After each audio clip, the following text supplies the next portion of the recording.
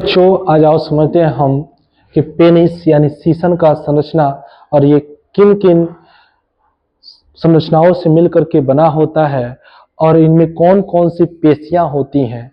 Second number चीज में कि शुक्राणु की संख्या कितनी होती है, कितना शुक्राणु होने पर हम उस कम होने पर उसको क्या कहते हैं, चाहे या शुक्रवीर्य में शुक्राणु हो ही ना तो उसको हम क्या कहते हैं। तो आइए बच्चा, इसको शुरू करने से पहले मैं आपके साथ एक थोड़ा सा मनोरंजन के लिए पेश करता हूं।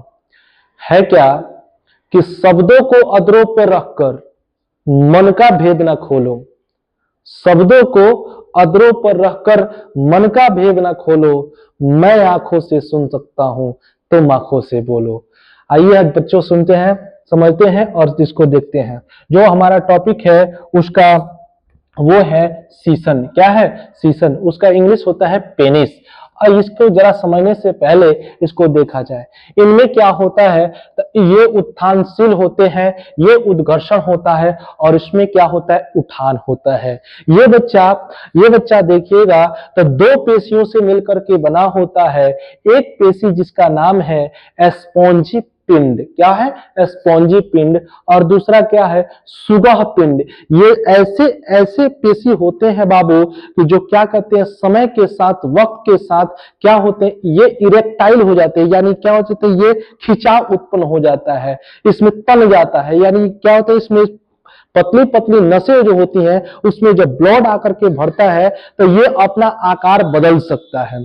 सेकंड नंबर चीज में देखिएगा, जब एक बार पुरुष जब वीर्य सेचन करता है, एक बार जब पुरुष जो होता है वीर्य सेचन करे या स्खलन करे तो 3 से लेकर के 5 ml जो होता है वीर्य को सेचन करता है या स्खलन करता है। तो उसमें देखिएगा, उसमें टोटल बाबू जो वीर्य होते हैं उस वीर्य में संख्या रहती है, शुक्राणु की संख्या कितनी रहती है तो 250 से 300 मिलियन शुक्राणु रहती है। 250 से 300 मिलियन। उसमें से 20 से लेकर के 120 मिलियन शुक्राणु ऐसे होते हैं जिनके पास गति करने की, जिसके पास क्षमता होती है कहां, अंड कोशिका तक जाने की। सेकंड नंबर कोशिका, ये चीज तो हो गया। उसके बाद में जरा इसको ध्यान से समझिएगा, जब शुक्राणु की संख्या 20 मिलियन से कम हो जाए, जब शुक्राणु की संख्या 20 मिलियन से कम हो जाए, वैसी स्थिति में हम क्या कहते हैं, ओलिगोएस्पर्मिया कहते हैं। वैसी स्थिति में क्या कहते हैं, ओलिगोएस्पर्मिया उसको कहते हैं जिसमें 20 मिलियन से कम हो। लेकिन कभी कभी कंडीशन ऐसा भी देखा जाता है कि वीर्य तो है, सीमेन तो है, लेकिन उस पर स्पर्म है ये नहीं है, तो वैसी स्थिति में हम क्या कहते हैं, एजोएस्पर्मिया कहते हैं। बच्चा क्या कहते हैं, एजोएस्पर्मिया।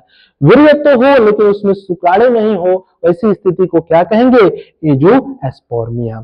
थर्ड नंबर पॉइंट आता है बच्चा कि शुक्राणु भी है, उतना संख्या में भी शुक्राणु है, कोई दिक्कत नहीं, लेकिन शुक्राणु की आकृति जो है वो सही नहीं है। यानी ऐसी आकृति नहीं है जो अंडाणु को भेद सके या निषेचित हो सके। तो उस स्थिति को बच्चा हम क्या कहते हैं, टेराटोएस्पर्मिया। क्या कहते हैं, टेराटोएस्पर्मिया।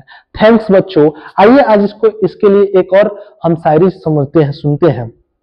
कौन सा शायरी है कि कहता है कि लिखना हो तो मैं तुझको झील लिख दूं, लिखना हो तो तुमको नशा लिख दूं, लिखना हो तो तुमको वफा लिख दूं, लिखना हो तो तुमको अंबर लिख दूं, लिखना हो तो मैं तुझको सागर लिख दूं।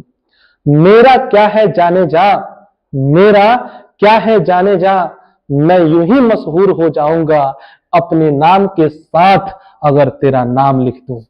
थैंक्स बच्चों।